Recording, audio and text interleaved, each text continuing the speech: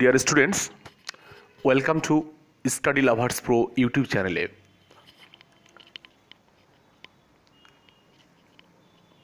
আমরা the finishing point lesson 11 class 5-এর text বুকটা পড়ছিলাম। এর আগে আমরা পার্ট 1 এবং পার্ট 2 নিয়ে আলোচনা করেছি। আজকে আলোচনা করব পার্ট 3 নিয়ে আলোচনা করব। ঠিক আছে, তো পার্ট 3 আলোচনা করার আগে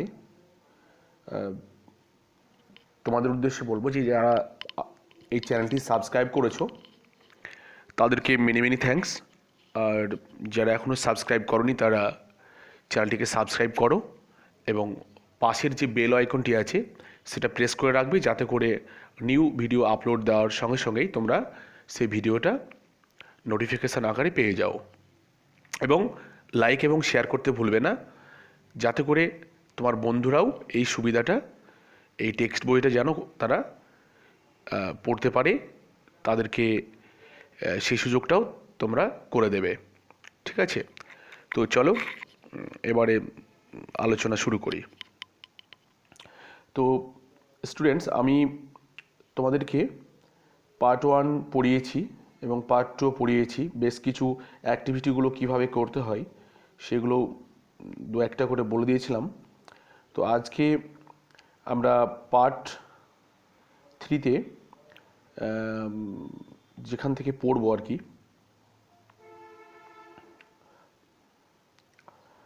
চলো পড়ি। উষা রিটায়ার্ড ফ্রম অ্যাথলিটস। তাহলে উষা কি করছেন? রিটায়ার্ড করলেন ফ্রম অ্যাথলেটিক্স থেকে। তার মানে তিনি যে স্পোর্টস বা একজন অ্যাথলিট আমরা জানি, পড়েছি, তিনি রিটায়ার্ড করলেন। অ্যান্ড ম্যারিড, তাহলে রিটায়ার্ড করে তিনি বিয়ে করলেন কাকে? ভি শ্রীনিবাসনকে তিনি বিয়ে করলেন ইন দ্য ইয়ার 1991। সালটা কত ছিল?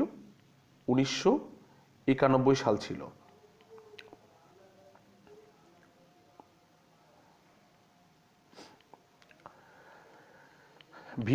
V Srinivasan, husband of PT Usha. V Srinivasan হচ্ছেন পিটি উষার হাজব্যান্ড, স্বামী। এবার তিনি কে ছিলেন? Who was V Srinivasan? Srinivasan হচ্ছেন যে an inspector in the central industrial security force in 1991। তার মানে তিনি একজন ইন্সপেক্টর ছিলেন সেন্ট্রাল ইন্ডাস্ট্রিয়াল সিকিউরিটি ফোর্সের। সেটা কত সালে? 1991-এ।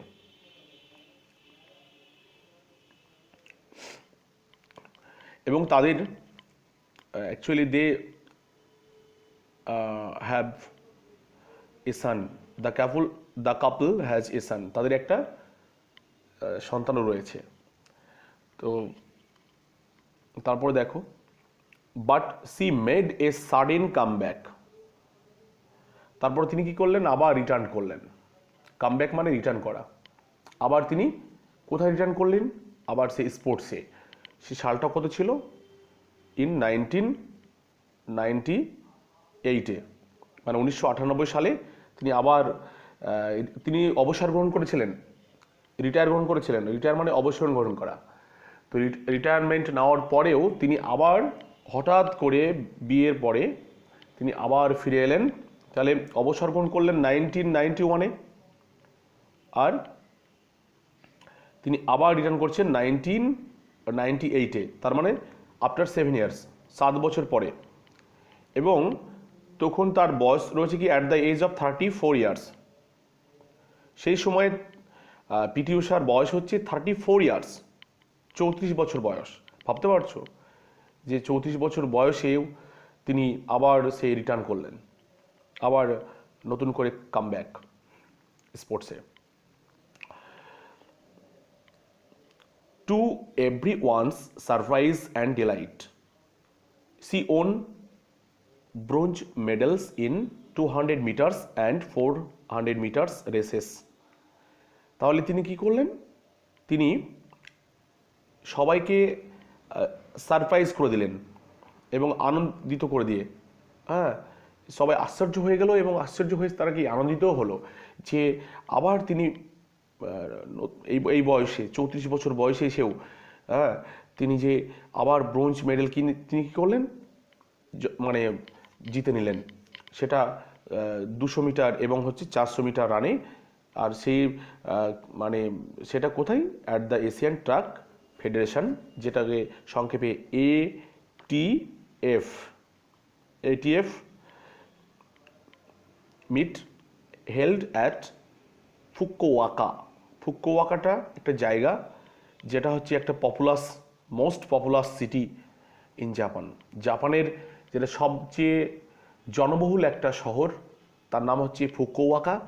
সেই জাপানের নাম তোমরা শুনেছো, যেমন ইন্ডিয়া, আমেরিকা, রাশিয়া, চীন, বাংলাদেশ, পাকিস্তান, যেমন একটা কান্ট্রি দেশ, জাপান হচ্ছে এরকম একটা দেশ যেটা উন্নত, খুব মানে টেকনোলজি দিক থেকে, প্রযুক্তিবিদ্যার দিক থেকে অনেক উন্নত, ভারতের থেকে তো অনেক উন্নত, একটা উন্নত কান্ট্রি আর কি।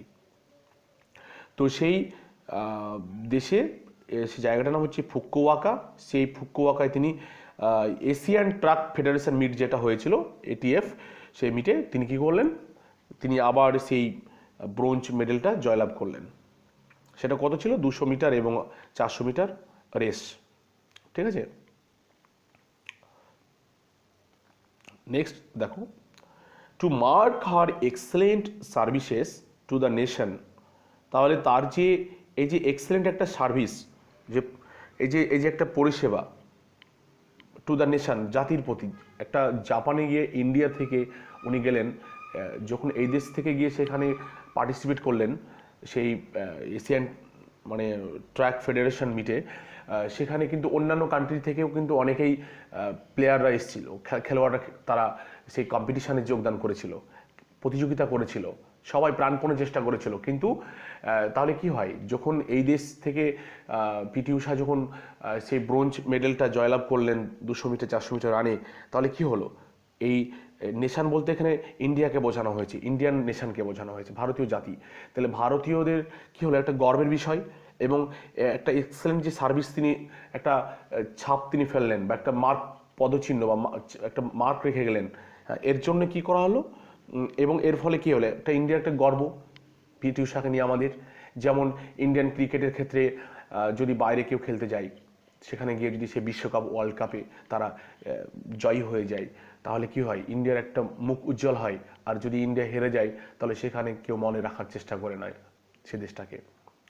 তো এই অ্যাথলেটিক্সের ক্ষেত্রে পিটি ঊষা একটা বিখ্যাত, একটা সুপরিচিত নাম। তো তাকে কি করা হলো, পিটি ঊষাকে ওয়াজ অনার্ড মানে সম্মানিত করা হয়েছিল উইথ অর্জুনা অ্যাওয়ার্ড। অ্যাওয়ার্ডটা কি, অর্জুনা অ্যাওয়ার্ড। অর্জুনা অ্যাওয়ার্ডটা কিসে দেওয়া হয়, সেটা কত দেওয়া হয়েছিল, ইন দ্য 1983, 1983 সালে দেওয়া হয়েছিল। অর্জুনা অ্যাওয়ার্ডটা হচ্ছে, অর্জুনা অ্যাওয়ার্ড হচ্ছে যে দেখো, a award given for excellence in sports, বিশেষ করে স্পোর্টসে তার এক্সেলেন্স, স্পোর্টস মানে তার যে পারফরম্যান্সটা খুব মানে চমৎকার পারফরমেন্স করেছে, খুবই ভালো পারফরমেন্স করেছে, এত ভালো যে তার জন্য তাদেরকে কি করা হয়, অর্জুনা অ্যাওয়ার্ডটা দেওয়া হয়ে থাকে। তো তাকে সেই অর্জুনা অ্যাওয়ার্ড দেওয়া হয়েছিল, সেটা হচ্ছে 1983 সালে। কেমন, অ্যান্ড দ্য পদ্মশ্রী অ্যাওয়ার্ড, এবং পদ্মশ্রী যে পুরস্কারটা, অ্যাওয়ার্ড মানে পুরস্কার, দেওয়া হয়েছিল কত সালে, ইন দ্য ইয়ার 1985, সেটা হচ্ছে 1985 সালে। অ্যাপার্ট ফ্রম দ্যাট, এই সমস্ত, দ্যাট বলতে কি, এই যে অর্জুনা অ্যাওয়ার্ড দেওয়া হলো, তারপরে তোমার পদ্মশ্রী অ্যাওয়ার্ড দেওয়া হলো 1985-এ, এছাড়াও কি করা হয়েছিল তাকে, ইন্ডিয়ান অলিম্পিক অ্যাসোসিয়েশন, যেটাকে সংক্ষেপে কি বলা হচ্ছে, আইওএ। তাহলে আইওএ, বা যেটা ইন্ডিয়ান অলিম্পিক যেটা অ্যাসোসিয়েশন, সেই অ্যাসোসিয়েশন কি করলো, অনার্ড হার, তাকে সম্মানিত করেছিল উইথ দ্য টাইটেল, খেতাব দিয়ে, ঠিক আছে, কি খেতাবে, the sports person of the century. তাহলে তাকে একটা টাইটেল দিল, সেই টাইটেলটা নাম হচ্ছে কি, sports person of the century, শতাব্দীর মানে sports person, and the sports woman of the millennium. তাহলে আরেকটা খেতাব, তাহলে দুটো খেতাব তাকে দেওয়া হয়েছিল, একটা হচ্ছে sports woman of the millennium, আরেকটা হচ্ছে sports person of the century. আচ্ছা, মিলেনিয়াম ওয়ার্ডটার সঙ্গে তোমরা পরিচিত আছো হয়তো অনেকে, আবার নাও। দেখো এখানে ওয়ার্ডরোবে তোমাদের কিন্তু এই ওয়ার্ডের মিনিংগুলো দেওয়া আছে। মিলেনিয়াম হচ্ছে 1000 ইয়ার্স, মানে 1000 বছর সমান 1000 বছর, 1000 ইয়ার্স, ঠিক আছে, ইয়ার্স সমান হচ্ছে কি, মিলেনিয়াম। তাহলে 1000 বছর সমান হচ্ছে মিলেনিয়াম, 1 মিলেনিয়াম। তার মানে 1 মিলিয়ন সমান কত, 1000 বছর। তাহলে বুঝতে পারছো তো, সেই 1000 বছরে মানে 1000 সে মানে বছর এর মধ্যে এর থেকে আর ভালো পারফরমেন্স কেউ করতে পারেনি বা পারবেও না হয়তো, হ্যাঁ, এখন পর্যন্ত টিল নাও আর কি। তো সেইটা তাকে, মহিলাদের মধ্যে তাকে সেই খেতাব বা টাইটেল তাকে দেওয়া হয়েছিল, বুঝতে পারছো। তাহলে পিটি ঊষাকে আমরা পুরো তার সম্পর্কে ইনফরমেশান পেয়ে গেলাম এবং তার সম্পর্কে আমরা জানলাম। তো এখন বিষয় হচ্ছে যে আমাদের টেক্সট কমপ্লিট। এবার তোমরা ওয়ার্ডরোবটা একটু দেখে নাও। ওয়ার্ডরোবে দেখো, বা শব্দ ভাণ্ডারে যেটা ওয়ার্ডরোব, দ্যাট মিনস শব্দ ভাণ্ডার। কাম ব্যাক মানে রিটার্ন, যেটা আমি আগে বলেছি। Arjuna award given for excellence sports, যেটা স্পোর্টসের ক্ষেত্রে তার ভালো পারফরমেন্সের জন্য, এক্সেলেন্স পারফরমেন্সের জন্য দেওয়া হয়ে থাকে। আর মিলেনিয়াম মানে তো আগেই বলে দিলাম যে 1000 ইয়ার্স। আচ্ছা, তারপরে অ্যাক্টিভিটিস 7, এটা একটু বলে দিই। অ্যাক্টিভিটিস 7 দেখো,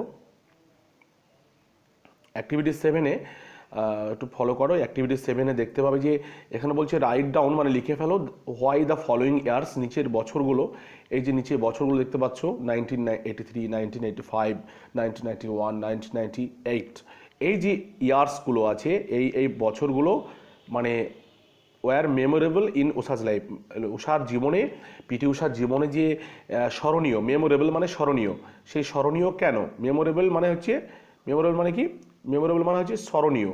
তো এটা স্মরণীয়টা কেন স্মরণীয়, তো সেটা এখানে তোমাদেরকে লিখতে হবে।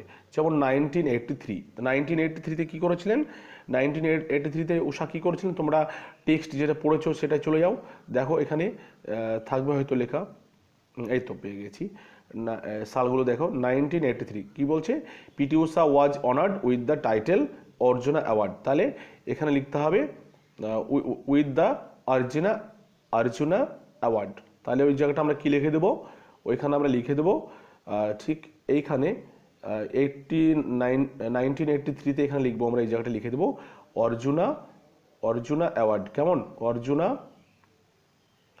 অ্যাওয়ার্ড কথাটা আমরা লিখে দেবো, কেমন, অর্জুনা অ্যাওয়ার্ড কথাটা আমরা লিখে দেবো, ব্যাস। তারপরে সেম একইভাবে 1985-এ কী পেয়েছিলেন, 1991-এ কী পেয়েছিলেন, 1998-এ কী অ্যাওয়ার্ড পেয়েছিলেন, এগুলো তোমরা পরপর লিখে দিতে পারবে, কেমন। অ্যাক্টিভিটি 8 দেখো, ফলো করো। অ্যাক্টিভিটি 8-এ বলছে লেটস ইউজ দ্য ফলোইং ওয়ার্ডস, যে নিচে কিছু ওয়ার্ড দেওয়া আছে ফ্রম দ্য বক্সের মধ্যে to fill in the blanks, এবং সেগুলো দিয়ে তোমাকে কিন্তু শূন্যস্থানগুলো পূরণ করতে হবে। যেমন দেখো ওয়ার্ডগুলো কী কী আছে, বক্সগুলো ফলো করো। যেমন আছে দেখো, sudden, excellent, consistent, colourless, successful. এই ক্ষেত্রে তোমাদের কি করতে হবে, প্রত্যেকটা ওয়ার্ডের মানে কিন্তু জানা চাই। সাডেন মানে হঠাৎ, এক্সেলেন্ট মানে চমৎকার, কনসিস্টেন্ট মানে হচ্ছে সামঞ্জস্যপূর্ণ, কালারলেস মানে রংবিহীন, সাকসেসফুল মানে সফল। এইভাবে ওয়ার্ডগুলোর মিনিং কিন্তু জানা চাই। এবার এই ওয়ার্ডগুলো তোমাদের কী করতে হবে, এই সেন্টেন্সের যে সেন্টেন্স, 5টা সেন্টেন্স আছে, এখানে 5টা ওয়ার্ড আছে, সেই ওয়ার্ডগুলো এই সেন্টেন্সের মধ্যে যেটার সঙ্গে, যে সেন্টেন্সটার সঙ্গে মানে ফিট হবে, মানে অ্যাডজাস্ট, মানে সঠিক কনটেক্সচুয়াল মিনিংটা ঠিক থাকবে, সেই মিনিংটার সঙ্গে সেই ওয়ার্ডটা কী করতে হবে, সেই ওয়ার্ডগুলো এই ফাঁকা জায়গায় তোমাদেরকে এক একটা করে বসাতে হবে, ঠিক আছে? একই ওয়ার্ড একই সেন্টেন্সে বারবার ইউজ করা যাবে না। 5টা ওয়ার্ড আছে, 5টা সেন্টেন্সে 5টা ওয়ার্ডই বসবে। যেমন আমি জাস্ট তোমাদেরকে একটা বলি, নাম্বার 3টায় বললাম, the enemies made a dash attack. তাহলে কী হবে? সাডেন বলতে পারি, হঠাৎ এনিমিরাতে কী করে? হঠাৎ অ্যাটাক করে, তাহলে সাডেন অ্যাটাক এখানে লিখতে পারি, এই জায়গাটায় সাডেন অ্যাটাক লিখে দেবো, ঠিক আছে? সাডেন কথাটা লিখে দেবো, ব্যাস। তো এইভাবে তোমরা বাকিগুলো করে নেবে। অ্যাক্টিভিটি 9টা দেখো, জাস্ট তোমাদের সবগুলো করে দিলে তো করে দিতে পারি, কিন্তু বাট সবগুলো করে দিচ্ছি না জন্য তোমরাও কিছু নিজে করো। আমি তো করে দিলে করে দিতে পারি, কিন্তু তোমরা নিজে কিছু করো, হ্যাঁ, নিজে প্রচেষ্টা করো।